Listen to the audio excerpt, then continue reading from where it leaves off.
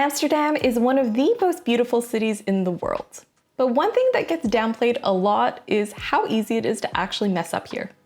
Luckily, in this video, I am sharing all my best Amsterdam tips and tricks for first-timers to help you save money, avoid scams, and get around like a pro.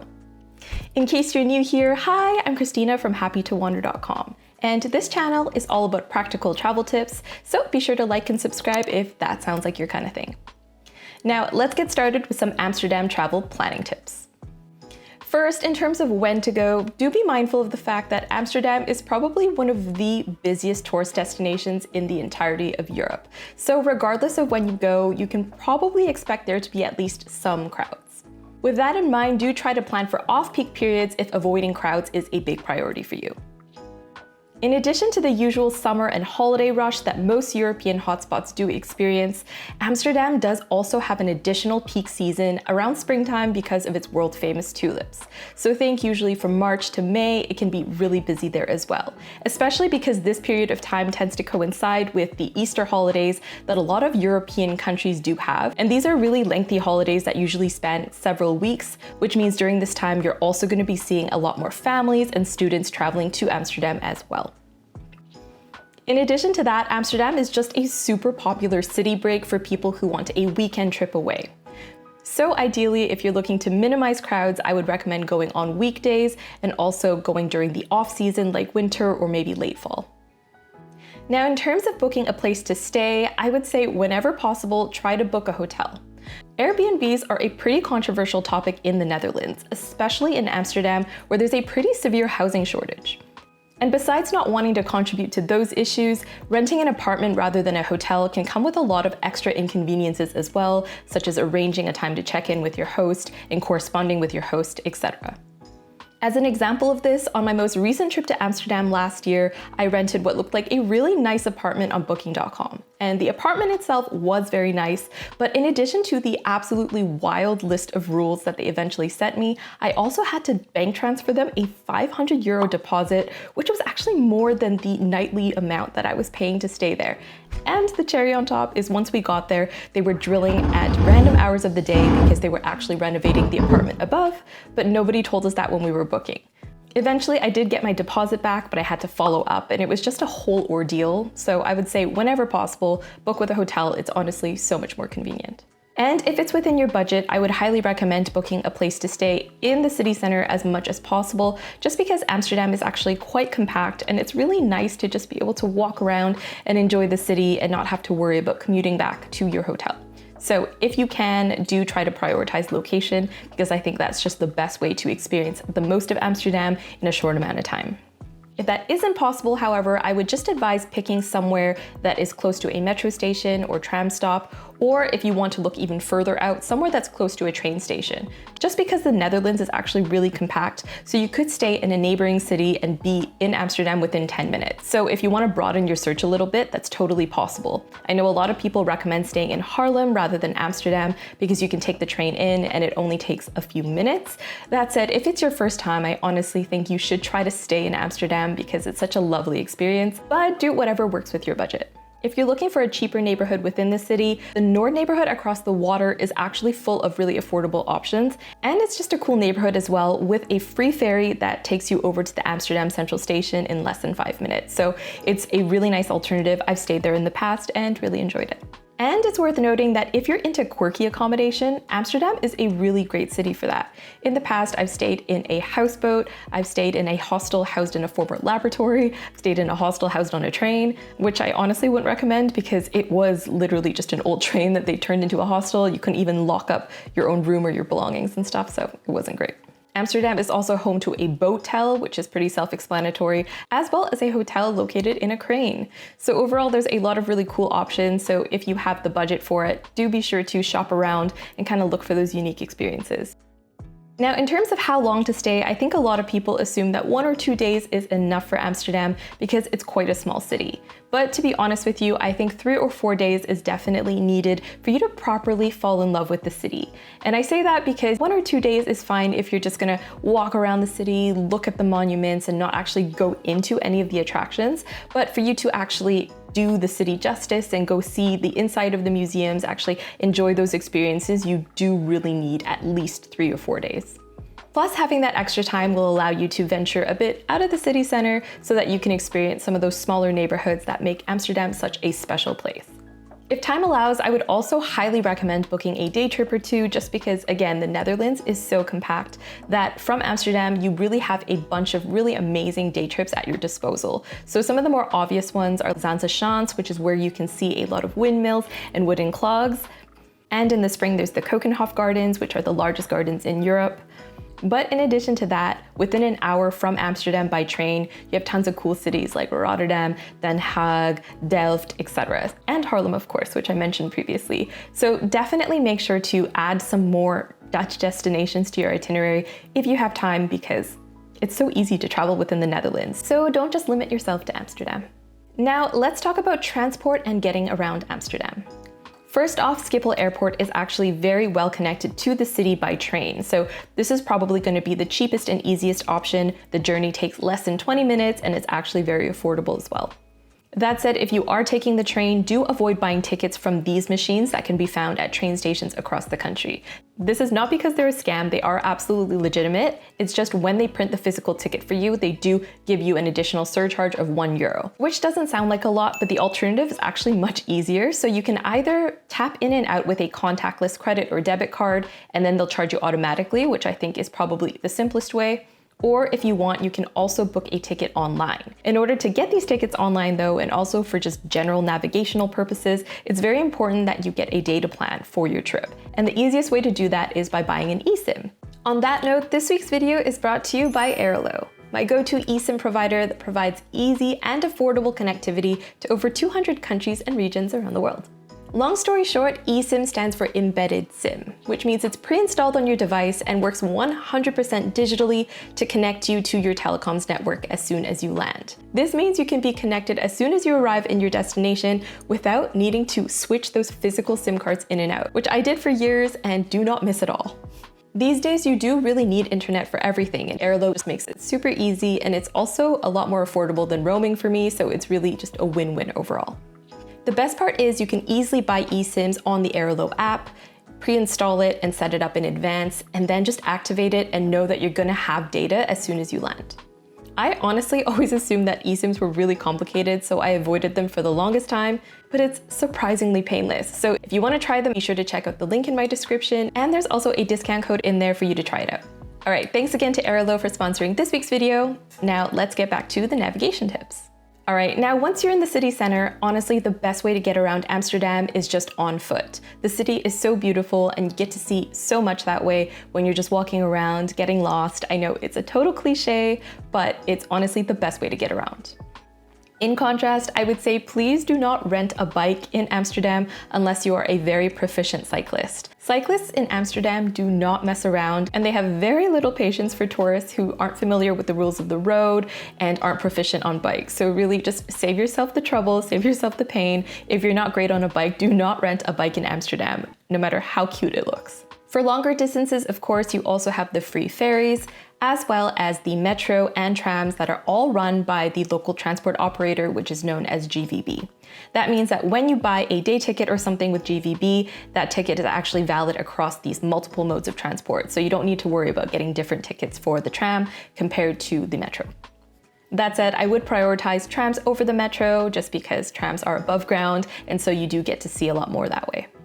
To pay for single tickets, the easiest method is to just tap in and also tap out with a contactless card.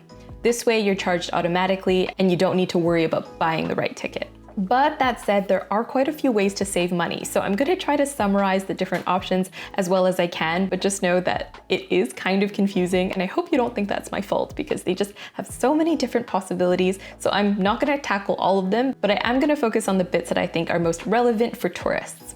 So as of 2024, the cost of a 1-hour ticket on the GVB is €3.40. However, the cost of a day ticket is €9, with additional multi-day tickets being a little cheaper per day, depending on how many more days you add.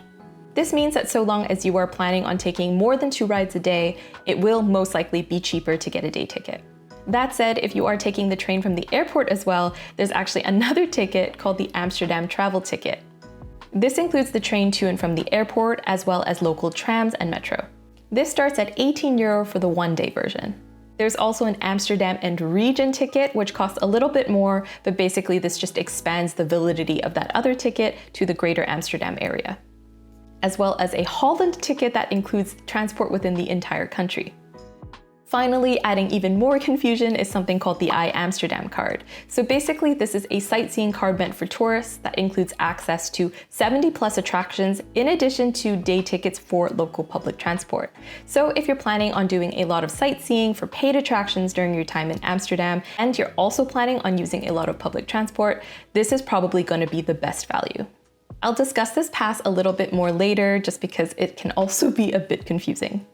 Overall, to decide the best option for you, it's not fun, but you should probably just estimate the number of times per day you think you'll be using public transport and then crunch the numbers compared to the different passes.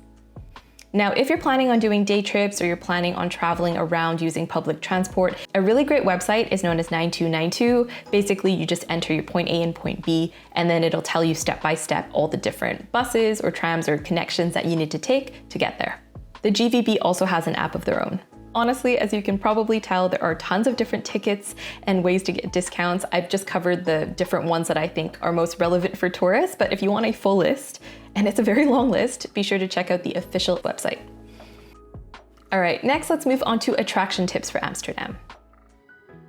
First, if you plan to do a lot of paid attractions, as I mentioned before, it might be worth your while to get the iAmsterdam card. This card includes public transport as well as entry to 70+ attractions in the city for the number of days that you buy it for.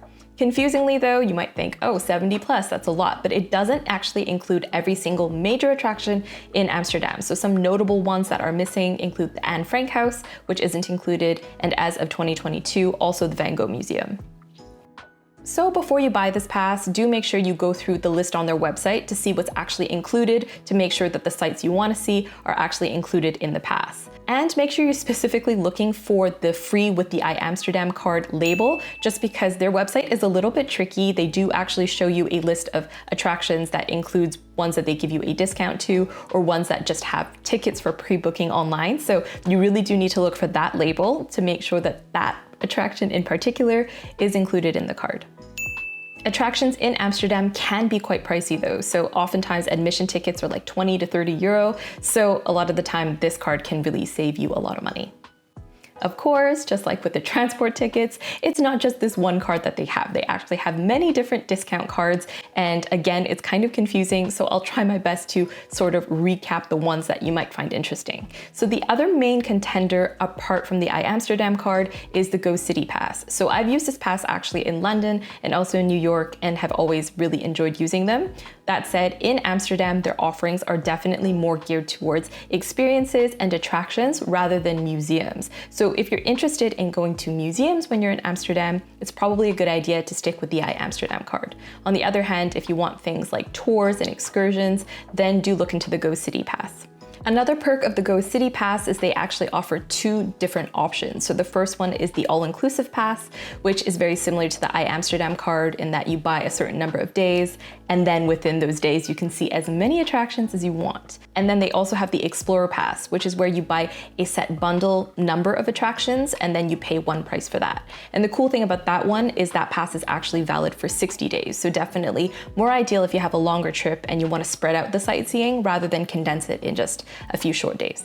And speaking of longer trips, there are actually more options, if you can believe it, that cater to residents and longer term visitors. So this includes the museum card, which includes a bunch of museums all across the country. But again, if you're just a regular tourist coming for a few days, that's probably not going to be the best option. Of course, if you do just want to pick and choose a few attractions rather than try to see them all, then a great way to save money is to just look out for bundle deals. And luckily in Amsterdam, this is actually a very common thing. So you'll often find that there's a bundle discount like 5 to 10% if you want to buy like a museum entry ticket that also includes a canal cruise or also includes entry to another museum, for instance. So I like checking websites like Get Your Guide and Tickets for these bundle deals. Often they have quite a few, and you've seen how many attractions there are in Amsterdam. There's pretty much pairings for every single one, so I'm sure you'll find something that suits what you actually want to see. Now, I know this all sounds really overwhelming. Amsterdam is a small city, but there's so much to do and see. I should stress that at the end of the day, just remember to choose activities that you are personally interested in. I know that sounds really basic, but Amsterdam is one of those cities that just has all these attractions that are really famous and really hyped up, and everyone's saying like, this is a must see, you have to go see this. But at the end of the day, if you're not interested in art, don't pressure yourself into going to the Rijksmuseum, for instance, just because you know it's famous. I promise you, you're not gonna have a good time. The cool thing about Amsterdam is that there's really something for everyone. So just take a good hard look at the different attractions that are available and be honest with yourself. Pick the things that you feel like you personally do want to see.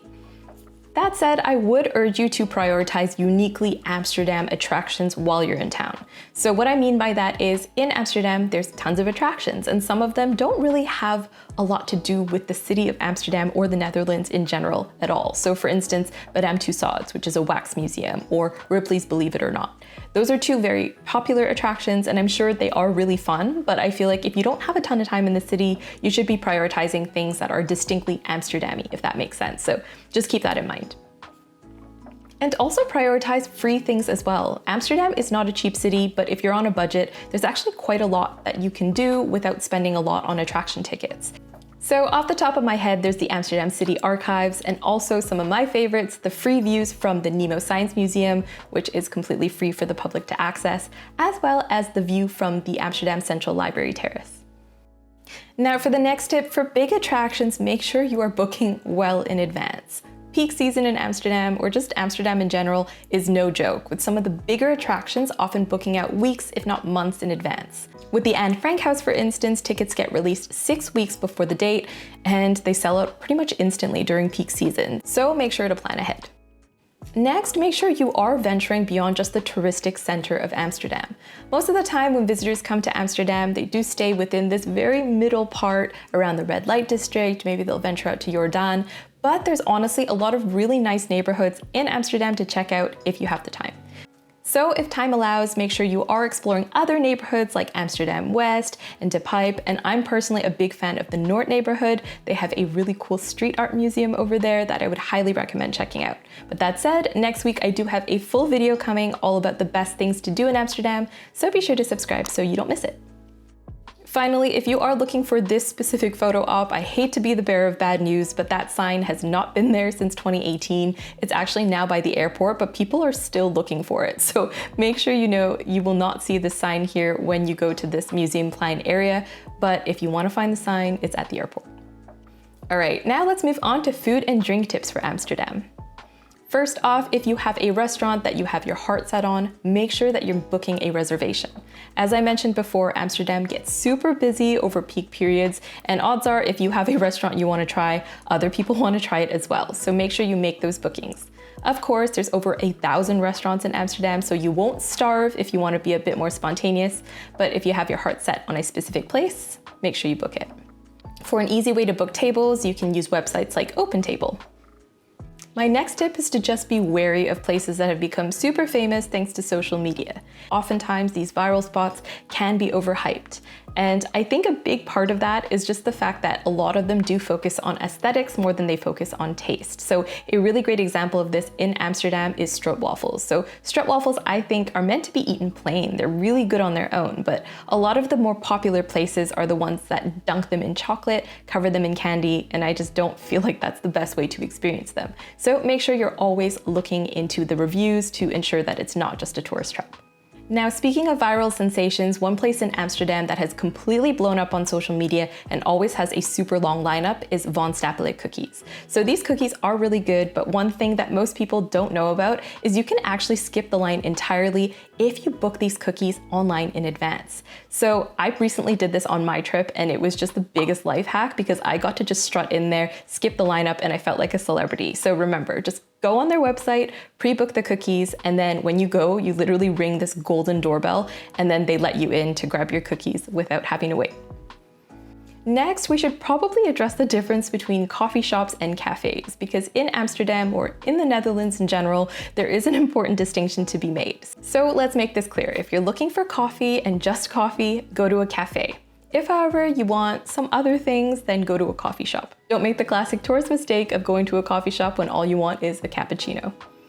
Adding to this confusion, of course, are brown bars. So brown bars are a very typical Dutch thing that's basically like a cozy Dutch pub. And the reason they're called brown bars is because the inside is all dark and wooden and super cozy. So I'd highly recommend going to one for a drink because that's like a quintessential Dutch experience that you don't want to miss. Now, in terms of Dutch food, I do cover this more in my full Netherlands travel tips video, but it's safe to say that Dutch cuisine is something that really divides people. I personally love it, but it's not for everyone. A lot of typical Dutch snacks tend to be deep fried, and so if that's your kind of thing, then I can highly recommend stopping off at one of the many automats around town. And these are basically wall-mounted vending machines that have hot food items in them. So it's really cool. You can just tap your card or insert a coin and then get some fresh or questionably fresh snacks like bitterballen or croquette. So that's a really fun Amsterdam food experience that I can highly recommend. Another popular street food is herring. So you'll see stalls all around the city selling this. It's not my kind of thing, but if you're adventurous and you want to give it a try, my one tip is to make sure you're keeping an eye on your herring as you're eating it. Because I have seen a lot of funny videos of seagulls just snapping up this herring mid-bite while people are trying to eat it like this. So make sure you are keeping an eye out for seagulls because they are ruthless. Now, apart from Dutch food, do keep in mind that Amsterdam is a really international city. So there's a lot of really great international food options as well. So you don't need to necessarily limit yourself to Dutch food. One cuisine I can highly recommend you try when you're in town is Indonesian or Surinamese. And the reason for that is just because once upon a time, the Dutch colonial empire was huge. And so there's actually a lot of Indonesian and Surinamese restaurants in Amsterdam these days, or in the Netherlands in general, and they serve some pretty excellent food. One really cool experience that I can recommend is called the rijsttafel, and that literally translates to rice table, and it's basically just a way that you can sample a lot of different dishes at the same time with rice. So it's really good. If you're craving a break from Dutch food, that's definitely something I can recommend. And lastly, don't forget to visit cheese shops while you're in town. Dutch cheese might not be as famous as other European countries, but I assure you it is absolutely delicious. And if you go to a more touristy place like Henry Willig, they are super generous with their samples, just so you know, so make sure that you're visiting. That said, Henry Willig, their cheeses are good and they are packaged really nicely, but as many locals will tell you, it is a very touristy shop, and so you're gonna be charged a premium for the cheeses there. If you're looking for something more affordable and honestly probably better tasting, then be sure to visit a local market and just grab some cheese from there and be wowed. Now, finally, let's tackle some tips for once you arrive in Amsterdam.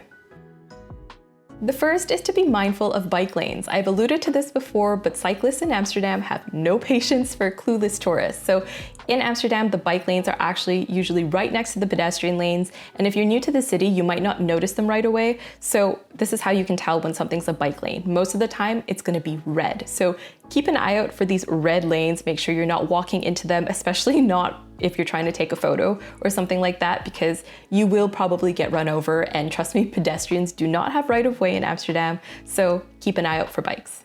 In terms of what to wear, do make sure that you are prepared for wind, rain, and all kinds of weather, because trust me, the weather in the Netherlands is notoriously unpredictable. So even if you wake up and the start of the day it's bright and sunny, you could encounter rain later on. So just make sure you have options for all the different possible elements. I would also make sure to bring a small day bag with you. So a lot of the main attractions and museums in Amsterdam actually don't allow you to take a backpack in. So while there are lockers that you can stow your belongings in, most of the time I do feel safer just knowing everything's in my day bag and close to me and I can keep an eye on it. So just remember that big bags aren't allowed in a lot of the museums. Another thing to bring is coins for public toilets. So unfortunately, in the Netherlands, like in many European countries, it does cost money to use the toilet. So in train stations, for instance, the cost is about 70 cents. So that's why I would advise you bring some change with you to make sure that you can use the facilities if you ever need them. A lot of these machines do take card these days, but I kept running into trouble with my card for some reason, so it's good to have some coins just in case. There are some public urinals on the street, but that's obviously not super useful if you need an actual toilet.